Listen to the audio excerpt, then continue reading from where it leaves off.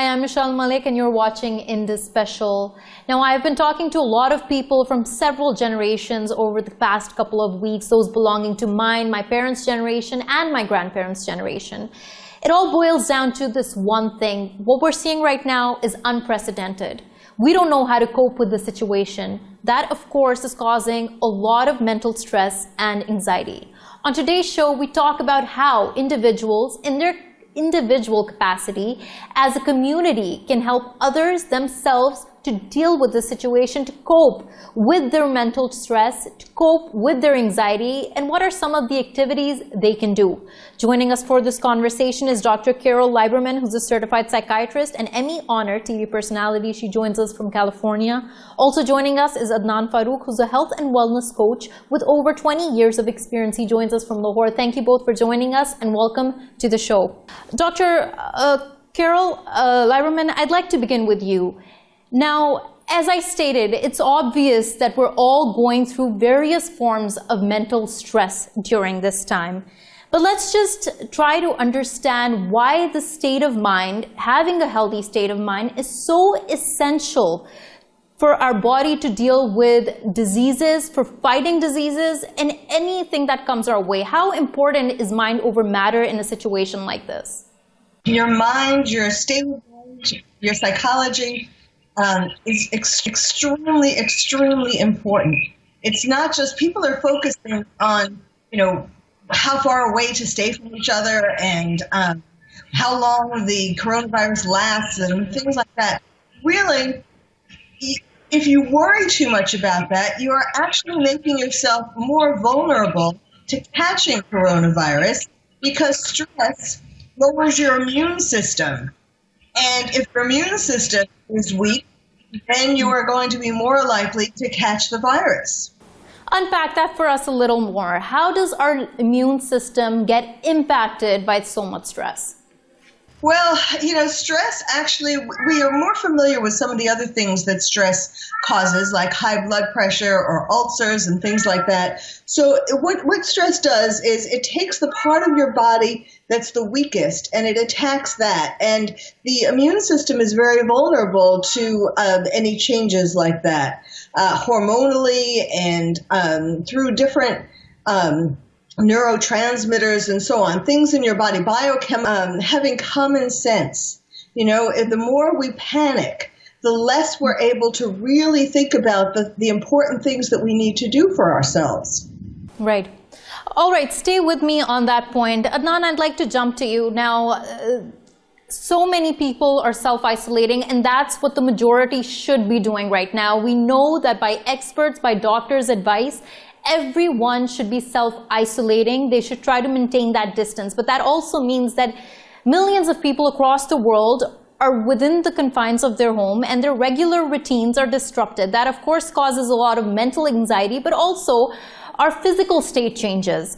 Take us through how we can remain physically healthy while staying in our homes. There's a link between the body and the mind. So there's the state of the mind affects the body and vice versa. So, in addition to what the doctor said, I would add to this. I would say that, in addition to managing or practicing stress management strategies, one has to do things that not only boost immunity, but also keep us healthy. And that is, good nutrition. That is, some basic exercises that one can do at home, because once it's just the way we are as humans. Once when we exercise and when we eat good, we tend to feel good. And so Okay, Adnan, right. You're saying we need to eat good. Now, take us through what a good diet should mean like. And I'm talking specifically about what it should be like during this time. I know that a lot of us follow a lot of fad diets around the year. We try to experiment with what works for weight loss and different things. But now our priority is strengthening our immune system. So tell us, what type of diet should we be following? Yeah, and I couldn't say it any better, because there's weight loss, and most of the weight loss protocols will actually lower immunity. So this is a time where we need to focus on immunity, and sound and good nutrition is all about watching your nutrition in terms of the vitamins, that is essential. So I would have people go for all the food groups, so to speak. So we have the protein, which is, the meats, because they provide much needed protein, which the body doesn't manufacture. So I would have, people should start looking into meats as a consumption, not going overboard, but, adding a small portion of that. And then the basic vitamins, which are so essential, especially in terms of immunity. So I talk about zinc, I talk about vitamin C, I talk about vitamin D, and although supplementation is one aspect that we should look into, but there are also foods that we want to consider. So for example, for zinc-containing foods, we could go for nuts. They're an excellent source of zinc. And then there's whole eggs. Then there's meats, and then there's legumes like chickpeas, lentils. For vitamin C, everybody knows, citrus is a good source. Lemons, well, I mean, for me, it's a daily practice that I have lemon water when I wake up. So now's the time for everybody to wake up to the fact that these things exist for a reason. Then there's vitamin D from natural sources you get. Again, there's whole eggs, there's white beans, there's nuts. So as you can see, we're talking about a well-rounded nutrition. We're not cutting anything out. We're just looking at all the areas that are actually going to impact nutrition, and that's really going to help our immunity and actually help us feel better. Dr. Lieberman, now let's go back to the fact that it's inevitable in the state to feel stressed out. There are many reasons for the anxiety that are being caused, and many of them, even having this conversation is a point of privilege to talk about how do we take care of our mental health when there are many people who can't even self-isolate. But let's try to talk about what can people do in their individual capacities. Now, one of the things that we are seeing right now is an influx of information, an influx of news from social media, from news channels, from WhatsApp groups. How is that impacting us? And do you think it's a good idea to limit this news? Yes, absolutely. Really, there is still a lot unknown about coronavirus. And so if people focus on, and this really does come from, as you were saying, the news, sure. And so it's very stressful to try to figure out what's true and what's not true and what you should do. That's why the most important thing is to not worry about, how long we should isolate, whether we should isolate, all those kinds of things, but rather to focus on what we can do. We have control of ourselves. We don't have control about where the virus is in our environment, but we do have control of what we can do to make sure that we are the healthiest, so that if we come in contact with the virus, we are resilient, we can fight it off. And so, we were talking about nutrition. I mean, the basic kinds of things that our mommies and daddies taught us,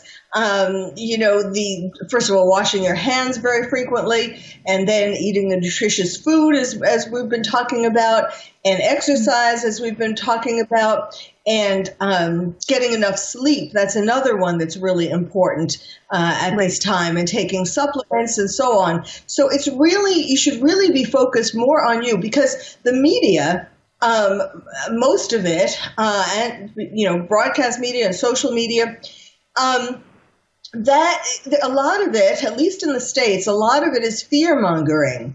Makes us afraid, even if it doesn't mean to do that, but just by reporting on, well, now another person died, and another, if you get obsessed with that, and you watch too many hours of television a day, or keep trying to find out how many people have died, where they are they close to you? I mean, it's a natural reaction, but that makes you scared and stressed out, and that really is doing yourself harm. Right. Dr. Lieberman, on that point, I'd just like to put in, an opinion of mine. Of course, as you say, that there are numbers being reported constantly. And at this point, the media all over the world, well, we're hoping to try to state facts in order to bring about awareness of how crucial the situation is. But your point is very true there, that people who do not need to be constantly following the media, because they have the option to turn off the television, should try to limit their screen time, because it is causing this obsession of sorts with the death toll, with with what's happening. And unfortunately, there's not more than just self-isolating that a normal individual can do. But I do want to ask your opinion on a couple of questions that were put to me by various friends from the community who are talking about what is precisely and what is specifically causing them stress. And I'd like you to help them through this. Now, one of the main questions is that with the closing of borders and with travel bans, we have a disbursement of many family members all over the world, and those who are away from home are constantly worrying about what's happening back home.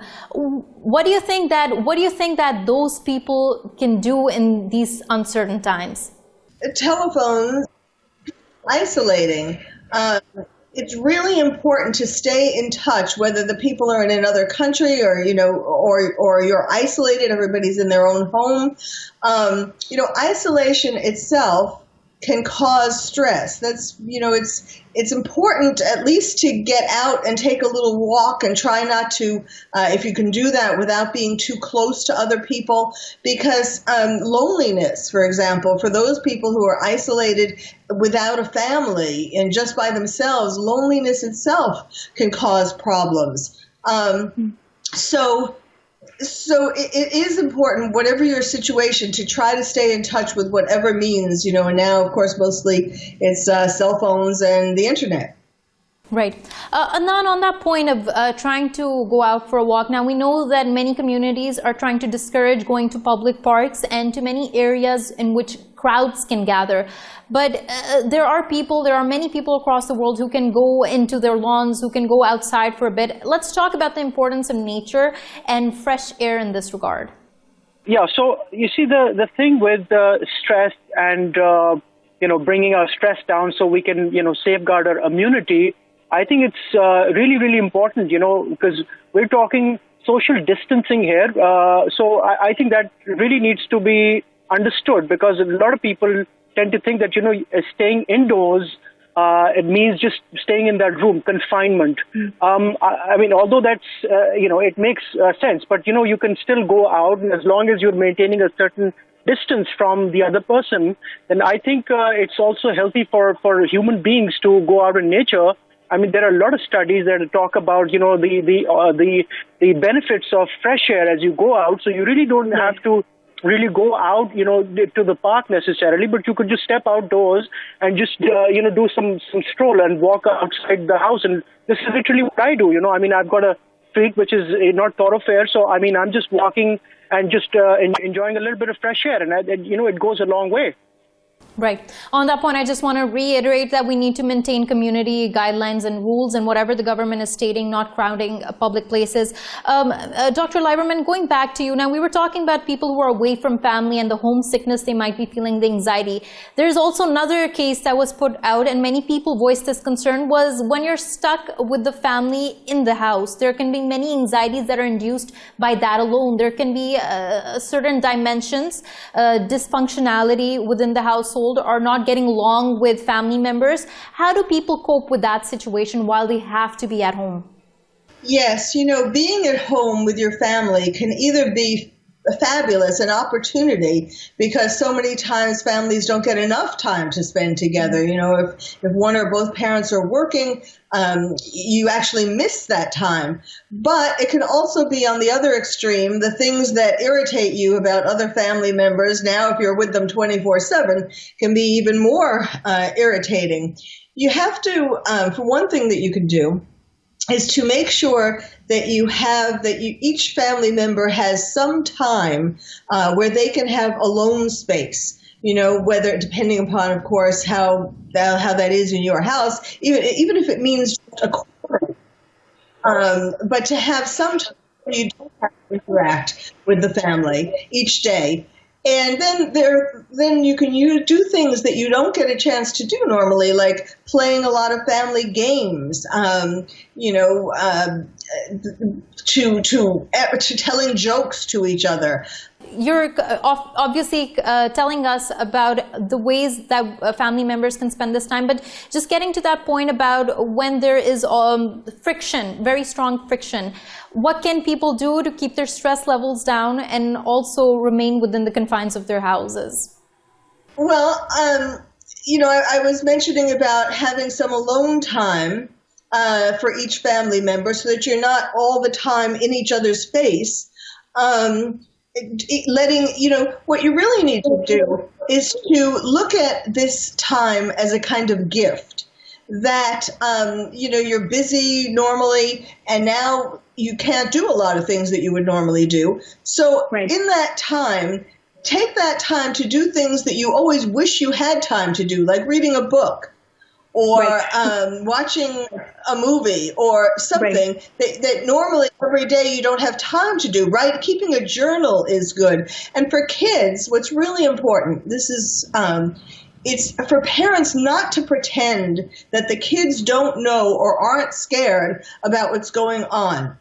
You Right. have to get your children to talk about how they're feeling and to draw pictures about how they're feeling so that they can express it and ask questions.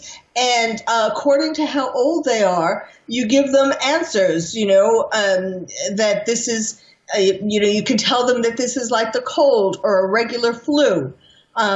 You don't have to go into very There are sophisticated. measures that we can take, right?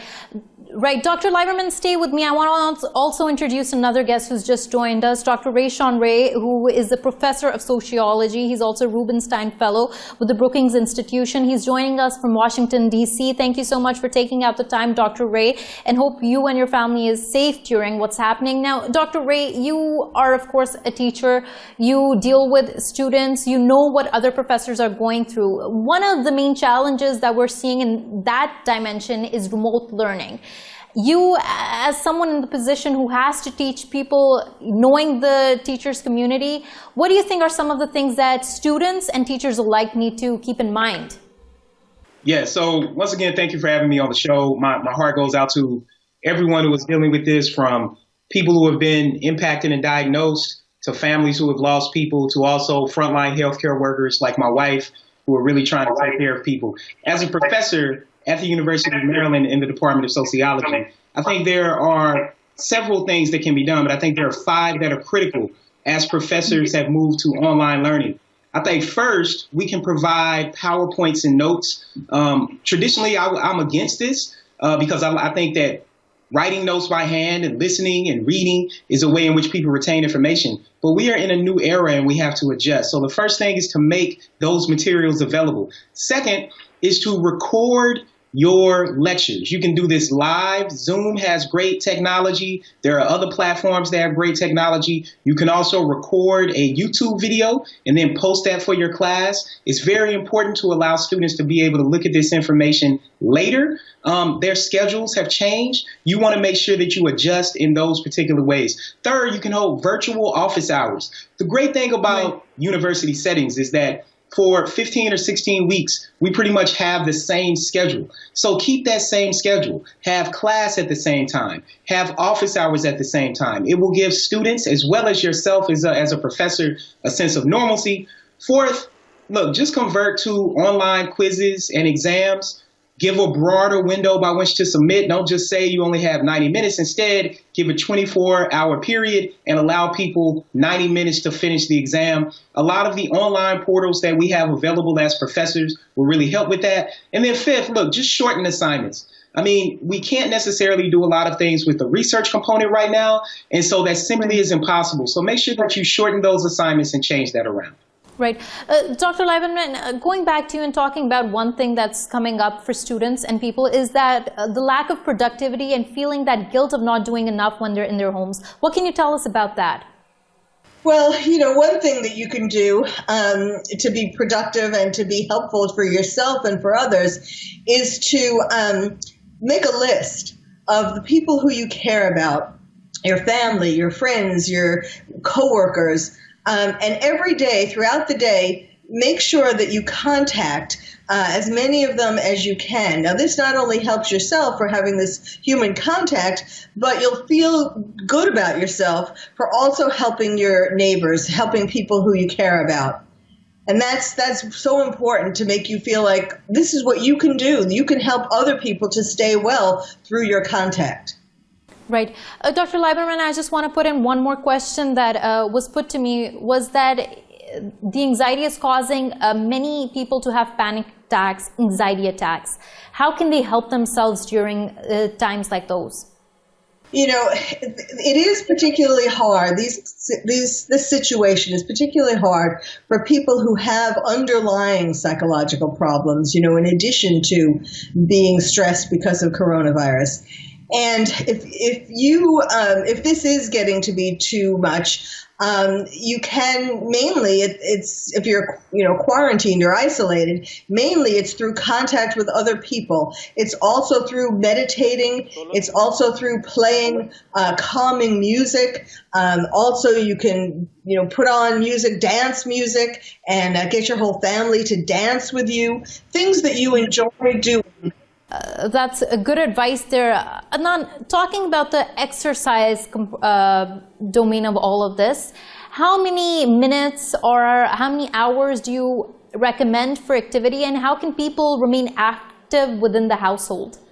There is no limit as such. I would really underscore the enjoyment factor, and that could mean different for different people. Some people could go on for 40 minutes, people who've been exercising, and then there's the other lot who's probably now are understanding the importance of exercise vis-a-vis immunity and so forth. So I'd say anywhere between 15 to 45 minutes daily is what's needed, because more than the duration, I believe consistency is what's important. So in other words, people who don't enjoy exercise, I mean, if you tell them to go like 45 minutes every day, that's going to be a bit much for them. So I'd loosen that range. I'd say whatever makes sense to you, that's what it is, because at the end of the day, our goal is very specific, and that is, you know, a bit of mobility, a bit of, you know, blood circulation, and that's about it. So, so it's a range, and it's different for different people. Right. Dr. Ray, I want to get to an aspect. While we're isolated, there is this need of community support in different ways, virtual or in just helping out a neighbor. What do you think are some of the ways people can do that? I think there are several ways. I think we can use technology like we're doing now. My family, because I have two young boys, an 8 and a 9-year-old, we schedule play dates with their friends. We just scheduled one this morning for a family in New York who is highly quarantined, who have very young children, and we're going to have a virtual play date, and my boys are going to have a dance party with them. It's just a way to connect and see people. I think that we also put a schedule together and say, who do we want to make sure we contact? We make sure we contact our older relatives. We make sure we contact our younger relatives. And then even within the household, I think it's a very, very important opportunity to further bond with your family. As we move through a very high-paced society, I think at times we lose focus in the fact of what's most important. And oftentimes those are family members. So take that opportunity to spend time with them.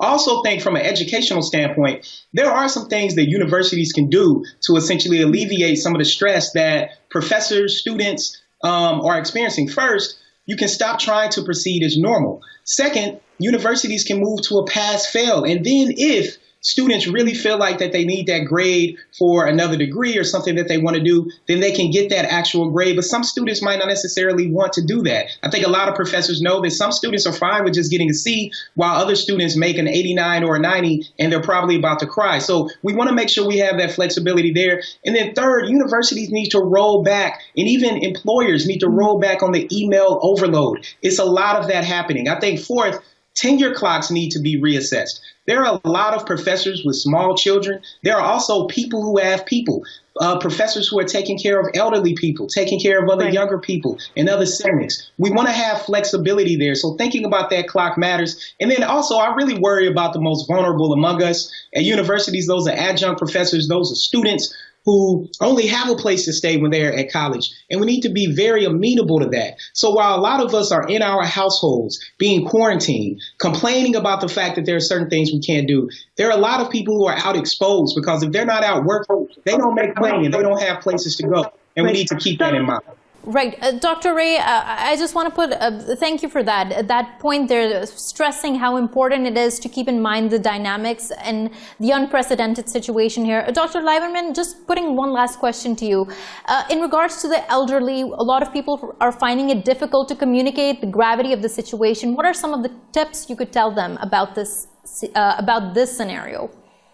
Well, you know, it's a fine line. Because on the one hand, yes, you don't want your parents or grandparents to do anything that exposes them, that makes them more likely to catch coronavirus. But on the other hand, you have to be careful that you don't want to overstress them, make them too worried, because a lot of times get everybody too frightened about this, so that they do things that not only we're talking about or lowering their immune system, but just so that they don't do things that are common sense. The basics that we talked about and that can't be stressed enough, the hand washing, the eating nutritious food, the taking supplement vitamins, getting enough sleep, getting enough exercise. Those are the things that everybody should be concentrating on, and you can make all of those things fun. Right.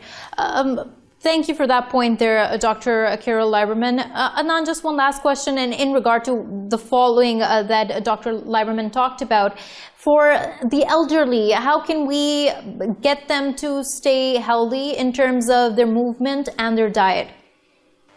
First, allow me to, because we're talking about immunity, please allow me to talk a little bit about, just quickly about stress and, the interpersonal equation that is coming into play. I just want to, make a point here that, since we're in front of each other, and it makes all the more sense to have the basic knowledge to not make things worse between people, like siblings or husband or wife, so forth. I'd say, listening skills are absolutely critical at this point. We need to be able to understand each other's point, because if we are having trouble at home, and there's certainly trouble outside, we're just making things worse, because if there's relationship stress, then we are having, there's this problem indoors as well. So now is a good time to talk, think and maybe learn about listening skills, 1 and 2. Empathy is absolutely critical. We need to see things from the other person's perspective. Definitely. Yeah, so I should be able to see things from your angle and vice versa. And if we just learn the basics of relationships, I think it'll go a long way in helping maintaining healthy relationships. So that's just the point I wanted to say. And as far as back to your question, I think because we're dealing with restricted mobility, so to speak. I'm generalizing here because most of the elderly we cannot freely exercise. And on just one point that you would, we're running short on time. Just one point you think is essential for all age groups. Just one quick point. Yeah, it's, in terms of exercise, it's just assisted exercise, whatever we can do at home. It could be, basic lower body exercise. You could, hold on to a wall and do like really slow squats. So you could literally be sitting, in a chair and doing, grabbing a water bottle or 2 water bottles and doing some upper body exercise. Or you could even be doing, assisted push-ups where you have your knees actually on the floor and you're trying to do some basic moves. Right, Dr. Adnan, I got you there. That's important to try to do what you can given the circumstances, but do keep healthy through your exercise, through trying to keep your mental health in check, helping those around you within your homes remotely. All these points were highlighted excellently by our guests here. Thank you so much, Dr. Carole Lieberman, for joining us from California, Adnan Farooq for joining us from Lahore. We're going to go for a short break, but when we return, we talk about how we can help the most vulnerable in our communities. Stay with us.